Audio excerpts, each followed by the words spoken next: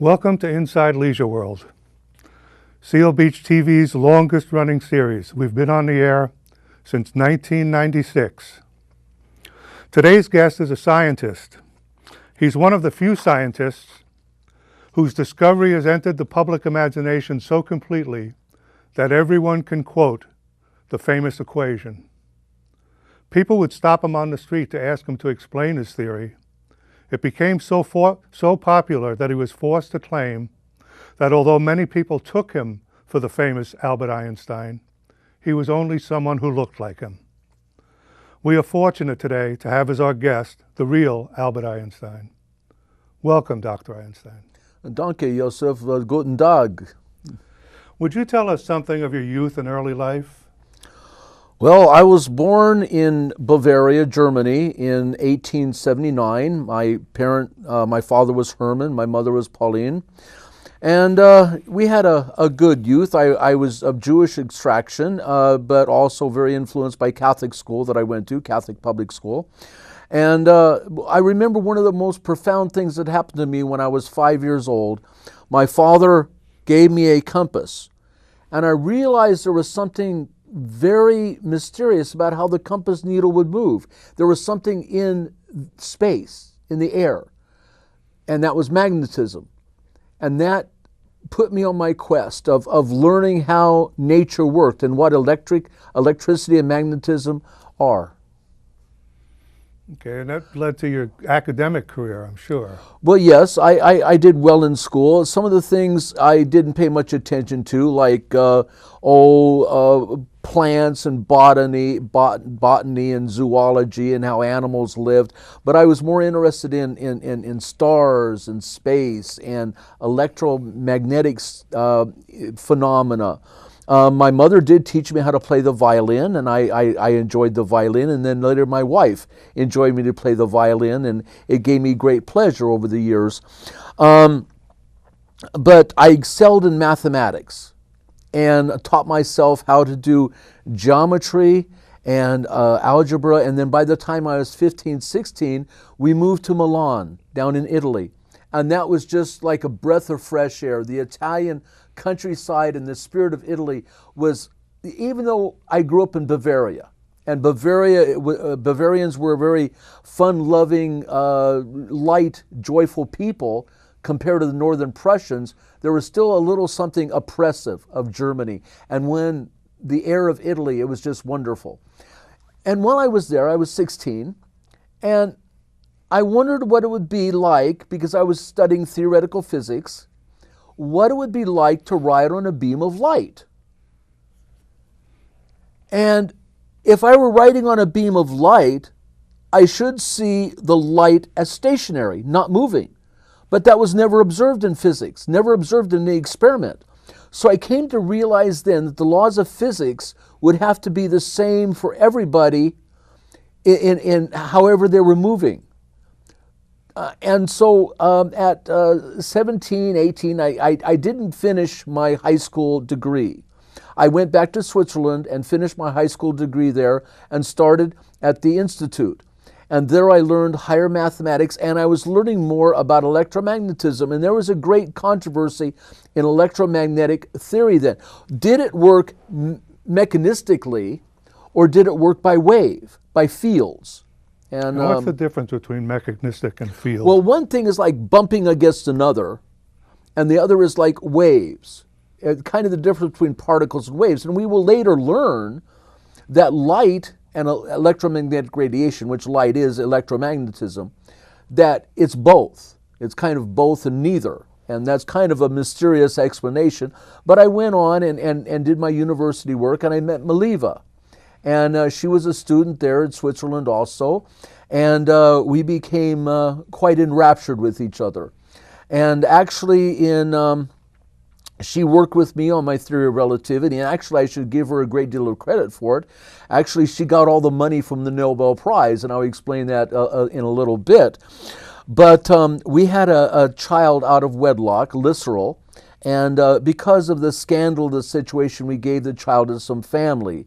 And kind of it's what happened to the child is lost to history. But then we married and had 2 sons. and Hans Albert and Eduard. But I got a job after I came out of college. I wanted to be a professor in a university, but I couldn't get a job because there was prejudice against my Jewishness. So I got a job as a patent clerk. And what we would do is the people would make applications for patents and submit them, and I would go over them to make sure they were acceptable. Well, my wife and I were working on 4 different items. We were working on how electrical bodies would move. That was one thing we were working on. Also, back in 1900, Max Planck had discovered that energy does not flow just like continuously in a continuous flow, but instead it was like little particles of discrete denominations, and those are called quanta.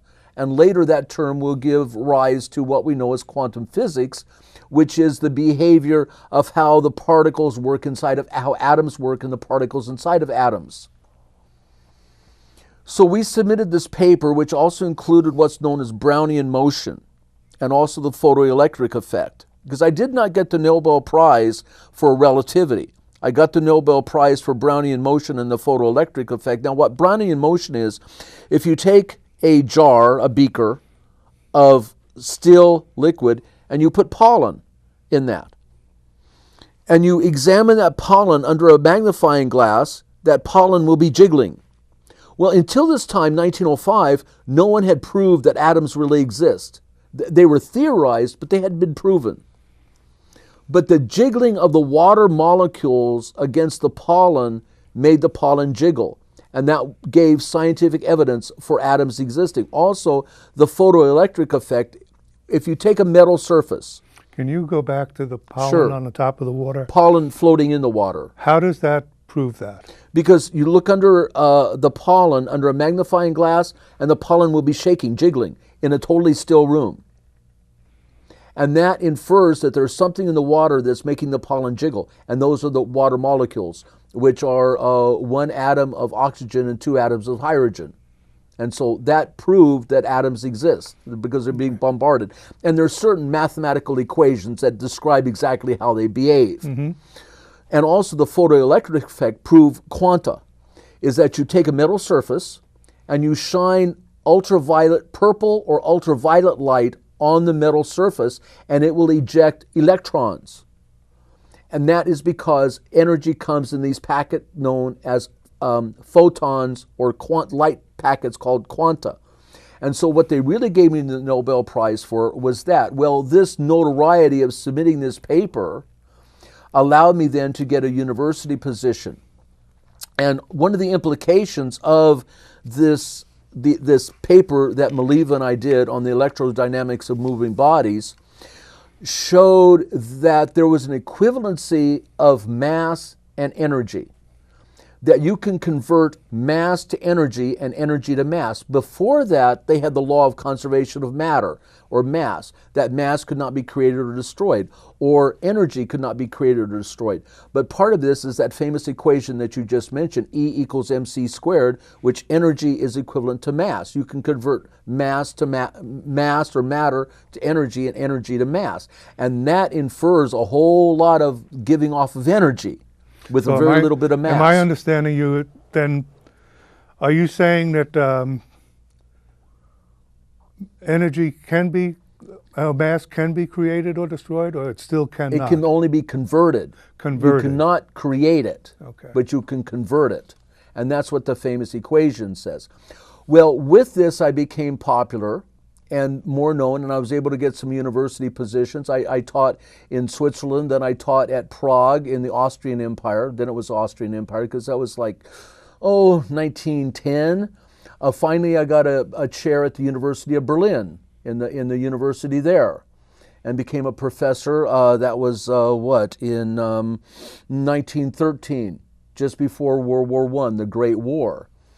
And so I was doing this work, but what I called the special theory of relativity, going back to 1905, on how these particles worked or behaved, electromagnetism, and I realized that, back to the story of riding on a beam of light, no matter how you were moving relative to somebody else's motion, you would always see the laws of physics and measure the laws of physics as invariant. They didn't change. Oh, in relationship or relative to each other, they seem to change. In other words, you're moving along at 1,000 miles a second, I'm moving along at 100 miles an hour. You're gonna, if I'm watching you, I'm gonna see the laws of physics in your frame of reference different than mine. Otherwise, to put it in other words, I'm going to be measuring time differently than you're measuring time, and you're going to be measuring space differently than I'm measuring space. But actually, the laws are the same. The only reason is because you're moving different than me. That means we're having a different relative motion. What I would have wanted to name this law of special theory of relativity is invariance theory, because the laws of physics and speed of light doesn't vary. But others had been working on this. Poincaré of France, for example, had been working on relativity theory, the relative motion of bodies. So the implication of that is that the laws of physics are invariant and the same for whatever reference frame you're in. So when you talk about your idea of riding on a beam of light, Correct. and that is the implication of that you can approach the speed of light but you can't surpass it? Yes, you can approach the speed of light, but you cannot touch the speed of light, because if you touch the speed of light, you would become pure energy. And one other thing that I wanted to say about that, the implications of that, of time and space, shows the relationship of time and space to each other, and that my mathematics professor, Minkowski, in Switzerland, said that from henceforth, time is no more just time, space is no more just space, but it's now space-time. And that becomes a very important concept. And that will lead to my general theory of relativity that I developed when I was in Germany at the University of Berlin in 1915. And that's the general theory of relativity. Would you like me to give you a little bit of idea of that? I would like you to give us an idea of that, yes. Okay. Special theory of relativity is kind of hard to wrap our head around because it's non-intuitive. It doesn't make sense to us. But the general theory is really very simple. This fabric of space-time, when it curves or ripples, we interpret that as gravitation. The curvature of space-time we interpret as the gravity of the sun against the moon or the earth. Curvature of space-time. Let me ask you about this. Yes. It's like a fabric.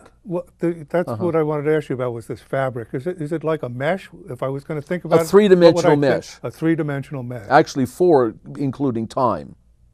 Because reality is really 4 dimensions of 3 dimensions of space and 1 dimension of time. 4-dimensional space-time continuum or space-time fabric.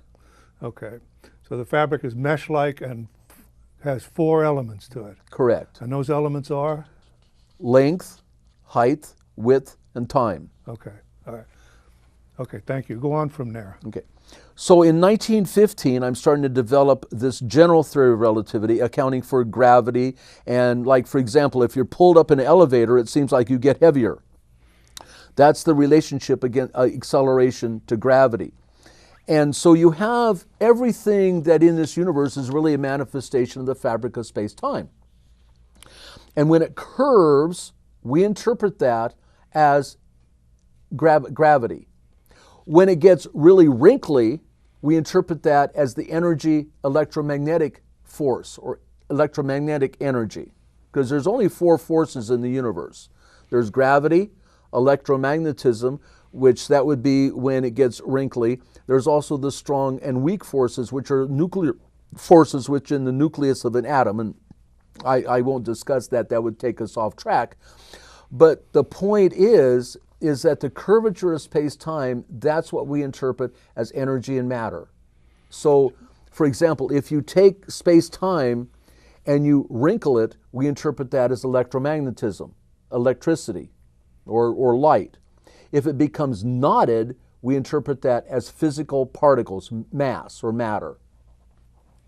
And I did that in 1915, and then in 1919, after the Great War, Sir Arthur Eddington, who was the Astronomer Royal in England, Britain, he verified by the bending of light during a solar eclipse, a total solar eclipse, how the light would bend by the sun in the outer space.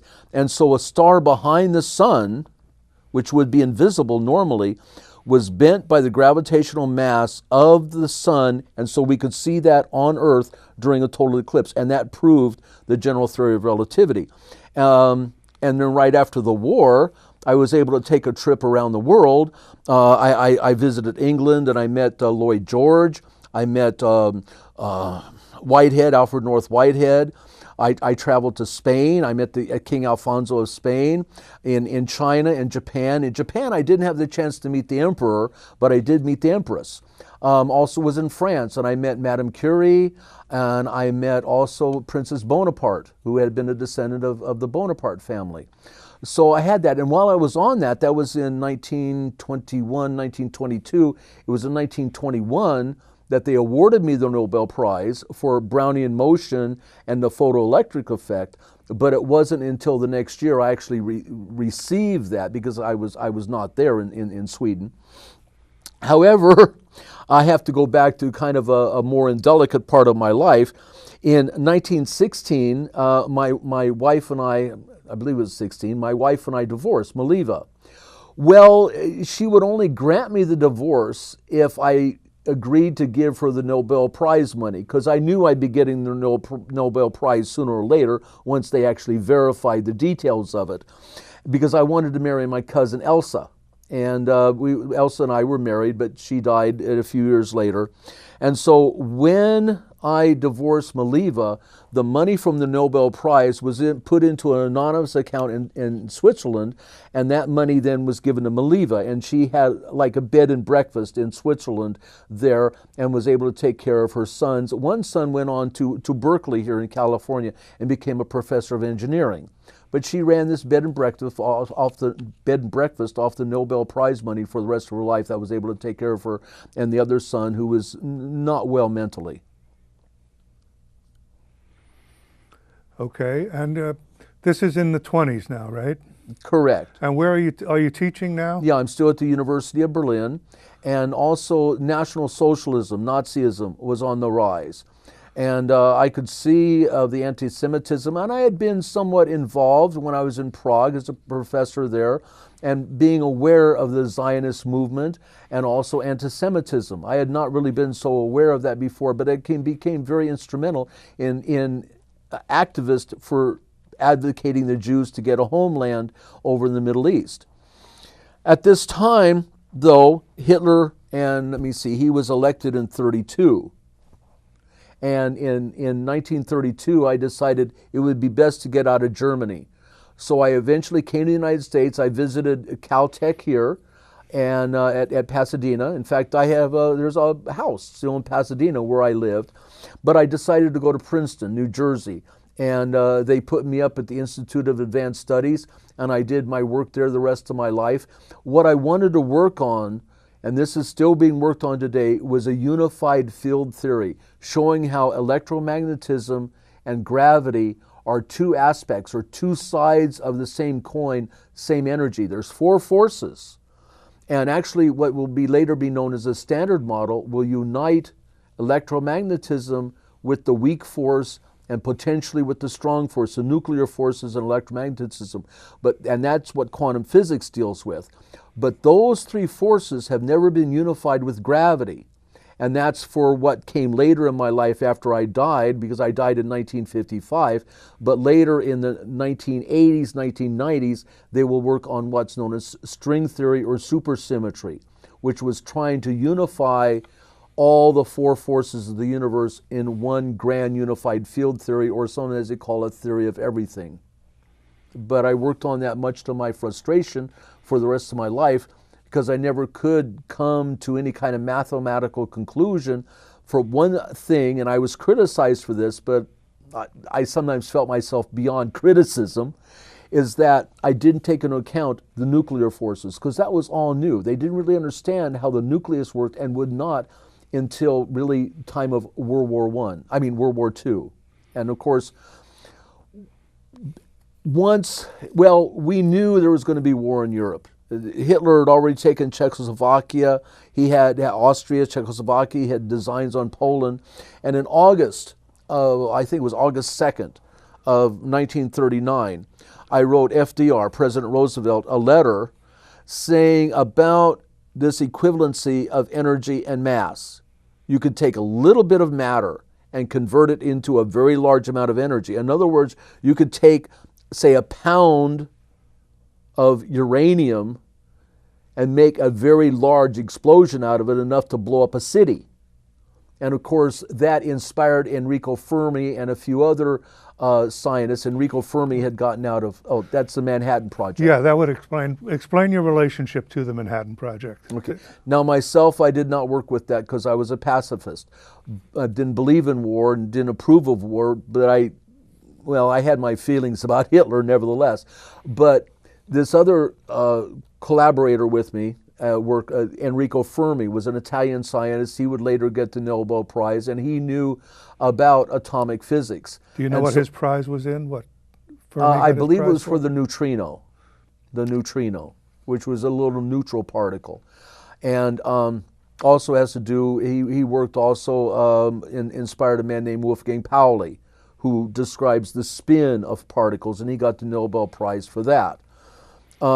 Fermi, however, Italian scientist, he was married to a Jewish woman, and they managed to get out from Mussolini just early on when World War II started and came to the United States, and he became head of the Manhattan Project and the first atomic reactor there in the football court, or what they call soccer, I believe, and University of Chicago. And of course, that became the beginnings of the Manhattan Project that finally developed the bomb, Little Boy and Big Boy, I believe they were called. Little Man and Big Boy. Yeah, then Nagasaki and Hiroshima. That was Fermi. And Oppenheimer, are you familiar with Oppenheimer? Robert Oppenheimer, yes, of course. He was more the practical physicist side of it, whereas I was more theoretical. Okay. And what other things would you like to talk about? Could you give me some idea, like today, scientists aren't they're thought of as being one side of the coin, just the rational side of thinking, and they have no relationship directly to religion. Can you give me your views on religion and some of what you feel about religious matters? Well, one of my famous quotes that they quote often is that religion without science is blind, and science without religion is lame. To have a full view of the existence of everything, the totality of reality, we need to understand how religion and science mesh and come together. In the Middle Ages, they didn't have a problem with that religion and science, this one God created everything. And they asked me, do you believe in God? And usually I was kind of hedgy on that, but I said, I believe in Spinoza's God, the God of Spinoza. Well, what does that mean? That all reality, whether it be mind stuff or spiritual stuff, in German we have a good word, it's called Geist. Geist means both mind and spirit. You don't have a word like that in English. But Geist, everything is mind and matter. And mind and matter are two sides of the same coin. That's what Spinoza believed. That there is this one substance which for him was nature and or God. And this God manifests itself as mind and matter. As opposed to Spinoza's contemporary René Descartes, who believed that mind stuff and matter stuff were separate. And most of Western civilization believes that mind stuff is mind and matter is matter, and never the twain shall meet. But I came to understand that spirit, soul, and body were an integral whole, that we are a total person. And so they asked me, do I believe in God? I said, I believe in Spinoza's God, that all reality is a manifestation of this lawful order of the universe. Now, I didn't see God as personal, a personal God, like in much of Christianity or Judaism. I saw it more as an impersonal force, but yet the thought and mind of the universe. Many of the founders of this country, for example, George Washington, Thomas Jefferson, believed in deism. how does what you believe in religion, they believed in like an impersonal guiding hand. Is that a correct assumption of that? Set up everything like a machine and let it run. In a way, I kind of thought that, but in a more mystic experience, because the intuitive feeling of nature and how nature works, this feeling of awe. You look out at a sunset or a starry night and you feel this feeling of awe. That's a very deeply religious experience. And I felt that really only scientists who really understood that could really be the best deeply religious people. I believe that. And I knew there was something that in our psyche, in our mind, in our soul, there was some principle there that resonated with how this universe worked, because we can understand the universe mathematically and the universe works mathematically. And so there's a relationship there between us and the totality of the universe. And I sought to find that in the unified field theory. Okay. And I have one other thing that I'd like to ask you about. You said earlier that you knew someday you'd win the Nobel Prize. Mm-hmm. To me, that sounds like a conceit. Why? How can you? What in your learning or your studies made you so confident of that? Well, I remember one time when they verified the theory of relativity. I forget who it was now. He came to me and said, "By the way, they verified your theory." I said, "Well, I knew they would. Otherwise, I'd have felt sorry for God." Because, and also previous Nobel Prizes, what they've been given for and the type of work. And so this was just an amazing breakthrough for human understanding. The one thing that I do get bothered with, though, is that my special theory of relativity, or what they call relativity, people have applied relativity to ethics and morality. What I meant for relativity, what I really would have called invariance theory, or preferred to call invariance theory, the laws of physics are invariant. Only when we measure the laws of physics relative to each other's motion does it become relative. Your motion becomes relative or subjective, a subjective experience to my subjective experience. But objectively, space-time is the same for all observers. Not necessarily that human behavior should be relative, because I believed in very certain ethics, values, and morals. Something else that's a great implication of this looking at space-time, and I guess I would really leave this better for Wolfgang Pauli to explain, but this is important, is that space and time had been seen by Isaac Newton and Newtonian physics, which existed up until my lifetime, that space and time were objective, real things, or absolute things, I should say. But with relativity, we came to understand that space was subjective and time was subjective, and that they are subjective qualities dependent upon the existence of a mind outside the universe bringing them into existence. But that's another topic for another time. All right. Mr. Einstein, thank you very much for being with us today. Oh, you're very welcome. I know we could go on for hours talking about this, and maybe we will sometime. I want to thank John's Philly Grill, who supplies a meal for our staff during the taping of this show. And thank the cameraman and the producer in the control room, our sound man, and any other personnel here that are helping us.